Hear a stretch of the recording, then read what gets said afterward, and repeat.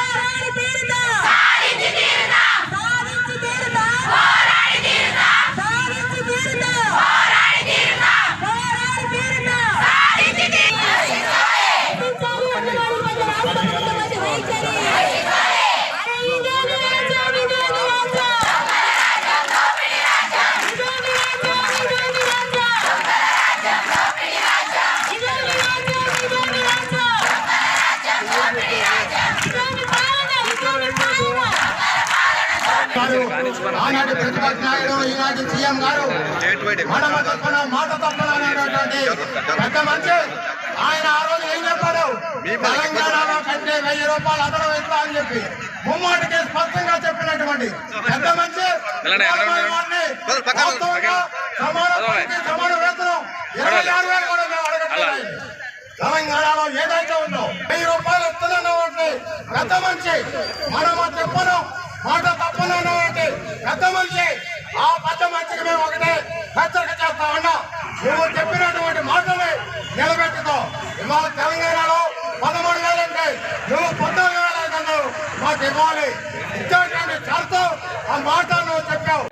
CM గారు మీకు ఎంతో చెప్పాలనుకుంటున్నాం, కానీ మీరు మమ్మల్ని ఆలోచించకపోతే మిమ్మల్ని జీవితంలో ఎప్పుడు ఆలోచించుకోము. మేము ఇంకా మమ్మల్ని మీరు ఆలోచించాలి, మీరు దిగి రావాలి కిందకి. మీరు దిగొచ్చాం, మీరే మంచోళ్ళు, మేము చిన్నోళ్ళు అండి, మేము మీకు నచ్చగలమో కాదు. మీరు దిగిరండి, మీకే జై కొడతాం. దిగిరండి సీఎం గారు, దిగిరండి. మీకు పుణ్యం ఉంటుంది, మా పిల్లలు నాగం చేయొచ్చు సీఎం గారు. మీరు దిగిరండి, మా పిల్లలు మా భర్తలకు మేము అన్నం పెట్టుకుంటాం. రండి.